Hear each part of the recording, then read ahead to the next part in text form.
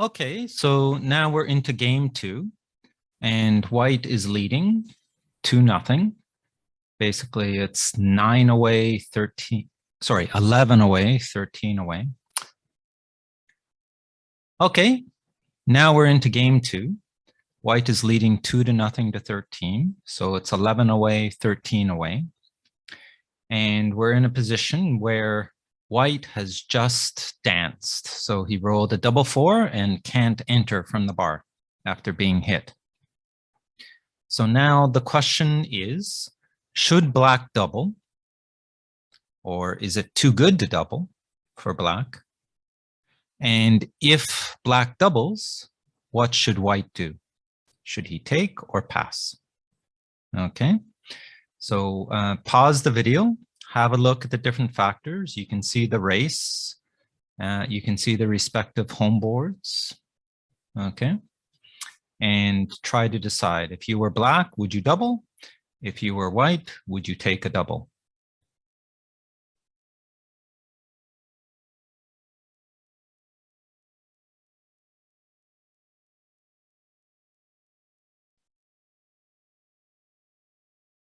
Okay, so let's have a look. And here's the result. Okay, so it's a huge double, as you can see here. Okay, it would be a huge blunder not to double this. And interestingly enough, it's a pass, but you could take this and it would be fine, according to XG on plus plus. Okay, so if you were having trouble deciding if this was a take or a pass, then you know your radar is working pretty well because it's right on the borderline. Yeah. So what's going on here? Well, I mean, there are a number of factors. One is white is actually not doing badly in the race here. Okay.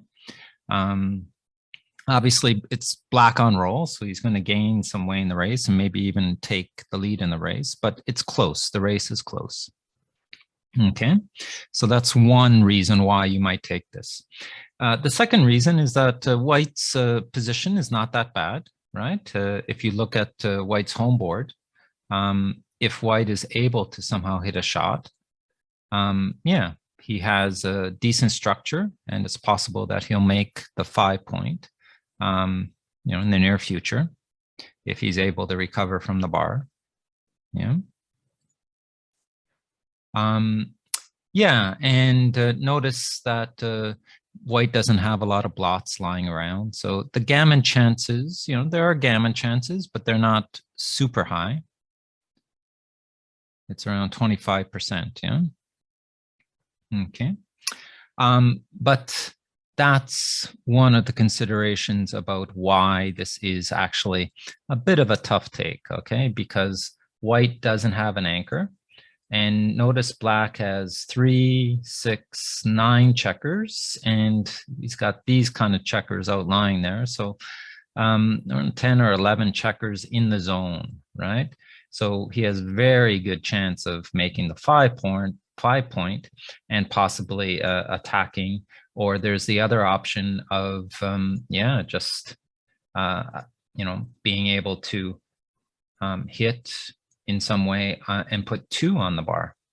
So black's gammon chances are decent, even though his winning chances aren't at 75%. Yeah. So it's a close one. Not having that anchor's key, and black having some decent offensive power really kind of pushes this into basically narrow pass territory. Yeah. But you know, black's home board position isn't so well developed yet. Okay. White does have possibilities of coming in and possibly anchoring, after which, you know, white has a decent position. Obviously, black is going to be ahead, but it's not hopeless for white. Okay. And yeah, in terms of the score, yeah, white in the lead, he wouldn't like to lose a gammon on a 2-cube here, but it's still quite early in the match, so he could take this. It's not like he's trying to protect a big lead here or something like that, yeah. But perhaps as the leader, you might want to consider passing on a kind of borderline call. But yeah, it's kind of early for that really to make a huge difference here. Okay, so that's kind of how I see it. And if you want to add any other observations about this position, why it's a pass, but perhaps a take, it's really borderline, okay, then feel free and put it in the comments. Great. Hope that was useful. Hope you learned from it, and look out for the next cube decision.